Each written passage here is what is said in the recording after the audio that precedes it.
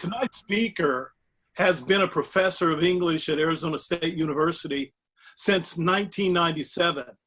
He specializes in African American literature and cultural studies. He earned a bachelor's in English from State University of West Georgia and his master's and doctorate in English from the prestigious Vanderbilt University. He has published on and taught courses in African American children's literature, African American drama, African American folklore, African American images in American cinema, and Black and white interracial intimacies in American culture. He has received numerous teaching awards and recognition, and he's an author. And one title recognizes one of my favorite authors and news reporters, Zora Neale Hurston. While he has lectured about hair, and he has great hair, underneath those locks is a great mind and person. Please help me welcome Dr. Neil Lester. Thank you, Founder Michael and the Black Philanthropy Initiative for this opportunity to say a few words. I'm actually calling this talk, Having the Talk. In her 2011 Rutgers University commencement address, Nobel laureate Toni Morrison, the first African-American woman to win that honor in 1993, reminds me that in so many ways, the personal is political, the political professional. She observes, I have often wished that Jefferson had not used that phrase, the pursuit of happiness, as the third right. Although I understand in the first draft was life, liberty, and the pursuit of property. Of course, I would have been one of those properties one had the right to pursue. So I suppose happiness is an ethical improvement over a life devoted to the acquisition of land, the acquisition of resources, the acquisition of slaves. Still, I would rather he had written life, liberty, and the pursuit of meaningfulness or integrity or truth. Now, I know that happiness has been the real, if covert, goal of your labors here. I know that it informs your choices of companions, the profession you will enter, but I urge you, please don't settle for happiness. It is not enough. It is not good enough. Of course you deserve it, but if that is all you have in mind, happiness, I want to suggest that a personal success devoid of meaningfulness, free of a steady commitment to social justice, that's more than a barren life. It's a trivial one. It's looking good instead of doing good. Defending a Black man against a trumped up interracial rape charge, white attorney Atticus Finch in Harper Lee's 1960s novel To Kill a Mockingbird tells his young daughter, Scout, you never really understand a person until you consider things from their point of view, until you walk into their skin and walk around in it. Well, I want to let you in on a little secret here. Atticus's advice is an impossibility. No one can do that, especially in any meaningful way. I so wish that white people, yes, this is straight talk, so please stay with me, would stop insisting, confessing to Black folks, I can't know what it's like to be Black or to walk in your shoes. No one can do that, walk comfortably or perfectly in another skin or shoes. And too often shoes through wear form to the contours of the first wearer's feet. So even if I walk in your shoes, we can't necessarily have the comfort or fit our own shoes provide. That is, if we have shoes. As founding director of Project Humanities at Arizona State University, I facilitate a community outreach that supports biweekly 150 to 200 adults experiencing homelessness in downtown Phoenix. I know firsthand that not everyone has shoes, let alone boots or boots with straps or even hands to pull up the boots or the ability to understand what that action entails for those whose first language may not be English or those who are deaf or hard of hearing. The human capacity for empathy does not require that we get into another skin or step into or walk around in another's shoes. In fact, Whitney Houston sings here in the 1995 movie Waiting to Exhale, I can see it's hurting you. I can feel your pain, not because I can walk in your shoes or try on your skin of your lived experience, but because I care about you, because I see you, because I hear you. Please accept that while I am not the spokesperson for all Black people, I do know that Black people in America, those you know and those you don't know, are tired and frustrated and angry. And in the spirit of that old Southern Black church tradition that some of us here know, Black folk are weary and worn and sad. Black folks are not okay, not in any sort of pathological way, to be clear. Why are Black folks tired, angry, and frustrated? I'm so glad that you asked that. Just a few weeks ago, actually July 10th to be exact, I received this unsolicited text from a Black person I don't even know very well. He is a consultant for a local land brokerage company and clearly needed to vent and to admit his sadness and despair. Here's what he writes. The white people I associate with every day here at work are excruciating. I listen to them and they try to get answers out of me like I can speak for all Black people. Then they argue. They can't seem to listen. People I thought I knew. Then there is this side of them that stuns me, their lack of empathy. I can't explain that enough. I feel hurt all the time. The typical thing I stumble upon is when white people compare how hard they have worked to having privilege. One guy in my office in particular, not having anything handed to him, and he refuses to believe he has privilege, making it about himself. Zero sympathy, zero empathy, none.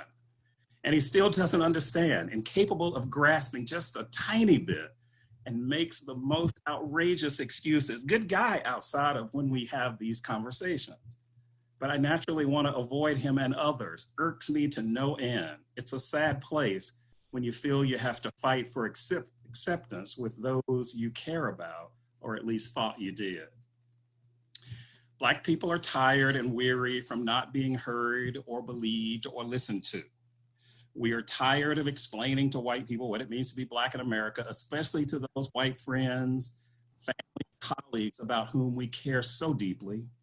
We are tired of meeting white folks where they are at our emotional expense, of being always the teacher in these race relations teachable moments, and weary from knowing and living a history too many white folks are just now waking up to. And for too many of us, the stories of violence against Black and brown bodies and systemic racism have followed, shackled, and defined us for 400 years, since the first Africans were forcibly brought to what is now the USA in 1619. The problem of the 20th century, philosopher W.E.B. Du Bois says in The Souls of Black Folks at the turn of the century, is the problem of the color line. The deaths of George Floyd and Breonna Taylor and Sandra Bland and Ahmaud Arbery, Deion Johnson, Tamir Rice, and too many others, and this global response to these tragic losses remind me that the color line is still real in the USA. Says Natalie Morris about this moment of awakening to systemic injustices. She says, many Black people and ethnic minorities are tentatively hopeful that this could be the beginning of monumental change. But witnessing this change happen in real time can also feel incredibly draining and triggering for people who have experienced racism our whole lives. To be clear, the story of being Black in America is not a tale told for the sake of pity or sympathy. It is in fact not a story embracing or basking in victimization. It is a story about historical revision, but not historical erasure, as too many contend. It is a 400-plus-year-old story of lions telling their stories about the alleged heroism of hunters. It's about historical fact, about resilience and creativity, about jazz and blues, hip hop and Romare Bearden, Zora Neale Hurston and Phyllis Wheatley, Frederick Douglass and Ntozake Shange, Viola Davis and Sterling K. Brown, Spike Lee, Ava DuVernay, and Anna Devere Smith, Randall Keenan and Shonda Rhimes, and my fifth grade teacher, Mrs. Doris Preet Brown, who worked behind the scenes, I just found out as an adult, making sure that I didn't get sucked up and educationally discarded by my new white elementary school during forced desegregation in 1960s rural North Georgia. Being Black in America is also the story of Aunt Jemima and Uncle Remus, and indigenous mascots and unfair wages for the same, if not more work. It's the story of having my locks hairstyle randomly patted down every single time I go through TSA security. It is the story of Helen Bannerman's phenomenally popular 1899 children's book, Little Black Sambo. Remember that childhood gem of the little Black boy under the threat of tigers eating him and whose parents' names are Black Mumbo and Black Jumbo? Being Black in America is the story of US sundown towns, the Green Book, the actual book, not the Hollywood white savior genre movie. It's of the Scottsboro Boys and Emmett Till and Carolyn Bryant's recent recanting. The 1921 Tulsa Race Massacre and the 1932 Tuskegee Experiment and the 1787 Three-Fifths Compromise and anti-literacy laws and the Confederate flag waving atop public buildings in the Deep South. Being Black in America is the story of driving while Black, of allegedly not signaling when changing lanes while driving while Black, eating ice cream in one's own Dallas, Texas apartment while Black, selling CDs while Black, walking from the corner store while Black, taking out a wallet while Black, jogging in the wrong Georgia neighborhood while Black, sleeping in one's own apartment while Black in Kentucky, having one's music too loud in Florida while Black. It's the story of sitting in Starbucks in Philadelphia without ordering while Black, having a car break down on a public road while Black, bird watching in Central Park while Black, renting apartment in Birmingham, Alabama while Black, buying a home in Birmingham, Alabama while Black, selling a home in Birmingham, Alabama while Black, applying for a bank loan while Black, walking in one's own Florida neighborhood with an Arizona named beverage, whether it was iced tea or fruit juice cocktail, and Skittles while Black, being a 12-year-old boy playing with a toy gun in Cleveland, Ohio park while Black, going to an auto parts store while Black, driving from dinner with a Black girlfriend while Black, having a bad mental health episode while Black, buying a car while Black, babysitting a nephew and looking out a bedroom window into one's own backyard late at night while Black in Fort Worth, sleeping in bed while Black, buying something at a local grocery store while Black, Bible studying in Charleston, South Carolina while Black, wanting to drink from the same water fountain or to use the same bathroom as white people while Black, swimming while Black, being in practically any US public classroom while Black, acting on television and stage while Black, being a patient in a hospital while Black, facing a higher infant mortality rate while Black, hearing close friends say, "Oh, I don't see you as Black, I see you as a person," being the showpiece at fancy dinner parties and having one of the all-white guests mistake me for the help by asking me to fetch him a cocktail. It's watching the social media trending of Trayvoning, wherein mostly white people lie down on the ground and have photos of themselves taken with Skittles and Arizona iced tea as though recreating the 2012 death scene of Trayvon Martin. And now, the George Floyd social media challenge, wherein white people take and post pictures of themselves with a Black or Asian friend reenacting the tragic knee on the neck final moments of Floyd's life. The story of being Black in America is knowing the history of policing in this country in the late 1800s and understanding that police were created not to police criminals, but rather to police newly freed Black men. Arthur James Baldwin says that nothing, or not everything that is faced can be changed, but nothing can be changed until it is faced. In a system where capitalism, the allocation and distribution of wealth and resources, works for a few, but at the expense of others. Ronald Mason Jr., president of the University of DC, the largest HBCU in the country, he offers this sobering data point. 10% of the US population owns 77% of the nation's wealth. Of that 10%, 90% of the wealthiest people are white. That leaves 23% of the nation's wealth to be shared among or fought over by 90% of the US population. So success and livelihood are clearly not about merit or hard work or whatever anyone deserves. Think varsity blues and rich white parents buying their kids way into prestigious universities. It's about privilege and opportunity, stuff that we have or have access to through nothing we have necessarily done to earn privilege. This current tsunami of global consciousness around social justice and anti-Blackness and systemic racism seems an intellectual, spiritual, and psychological reckoning. But a reckoning is uncomfortable, requiring deep self-reflection and personal accountability on the part of those who most benefit generationally from these perpetual systems of privilege and inequality. These reckoning moments are being met too often with what we now call white fragility. You know, that outright denial, resistance, defensiveness, anger, and yes, even violence. And by the way, I was just this past week branded a liberal thug by a conservative university campus group precisely because of this justice work I am doing and have done for the past 30 years, all in the name of what I see as our individual and shared humanity. Recent public hanging deaths, allegedly suicides, don't quite add up for me. And no, this is not Black paranoia, but rather a keen awareness of Black American history and its love affair with racial violence and terrorism, specifically through lynching of people who look like me. This is what it means for white Americans to turn the mirror of white supremacy and anti-Blackness on themselves. And as one writer says, in order to progress anti-racism, important conversations about race cannot prioritize white discomfort and white guilt ahead of racism, racial inequality, and trauma. So what's different about this moment for me is that the whole world witnessed in this ritualized death of George Floyd and inhumanity and barbarity happening right before our eyes and not by natural causes.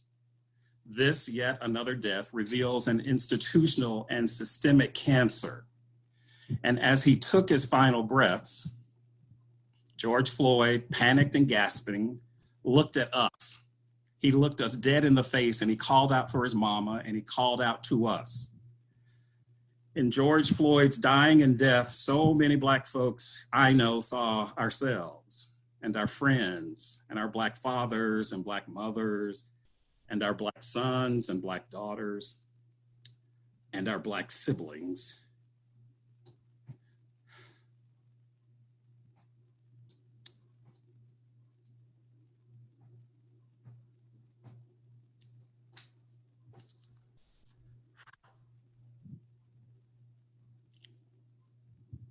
His death and the ones before and since his death have challenged us all to be better and to do better.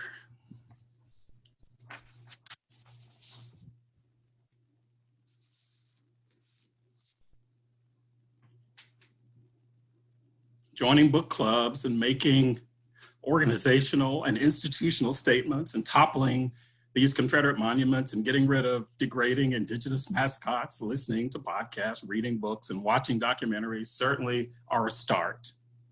But these are not enough. Systems that support white supremacy and anti-Blackness globally are everywhere. Healthcare, public education, higher education, entertainment, business, sports, media, medicine, science, technology, beauty, Christianity, the English language, and finances. And racism is not just the story of that peculiar institution that we call American slavery. It's also American Indian genocide and Christopher Columbus discovering America. It's also swastikas. It's exclusionary immigration practices. It's imperial excursions abroad. It's American Indian boarding schools, it's Japanese internment camps, it's the Trail of Tears, it's the lack of generational wealth. Disrupting the systems that keep racism in place, though, means giving up something. It's moving beyond being non-racist to being anti-racist. It's disturbing the status quo. This is what Dr. King said in his 1967 speech entitled The Other America.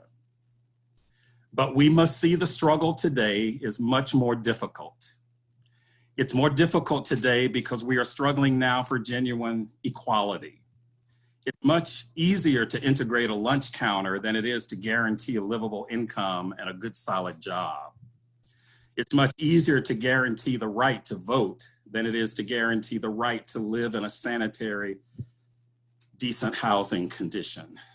It is much easier to integrate a public park than it is to make genuine, quality, integrated education a reality. And so today we are struggling for something which says we demand genuine equality. But sadly, large segments of society are more concerned about tranquility and the status quo than about justice, equality, and humanity.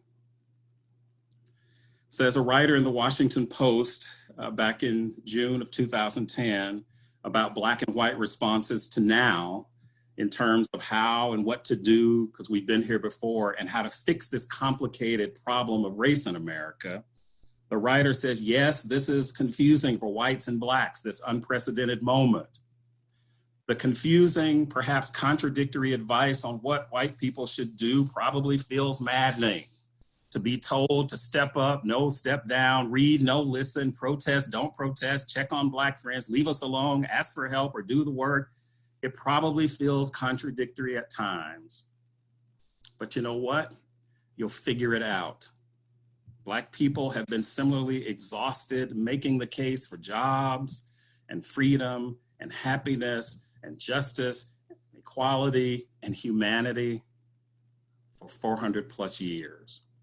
It's made us dizzy, but we have somehow managed to find the means to walk straight.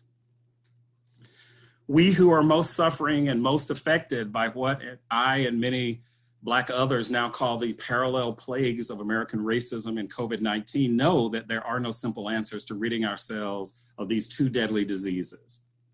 We know that in order to understand the present, we must confront and understand our shared American past, yours and mine. Perhaps this moment of COVID-19 pandemic and this justice crisis affords a clarity for disconnected white people who see that US racism and global anti-Blackness negatively affects us all, victims, survivors, beneficiaries, and perpetrators. And I'll leave with this last moment here from a health specialist and physician, Kamara Phyllis Jones, who says racism is a system of structuring opportunity and assigning value based on the social interpretation of how one looks, which is what we call race. That unfairly disadvantages some individuals and communities, unfairly advantages individuals and communities, and saps the strength of the whole society through the very waste of human resources. Perhaps this nation is finally awakening to the realization that racism really does affect and hurt us all. Thank you very much. Wow. Thank you, Dr. Lester. I got pretty choked up too.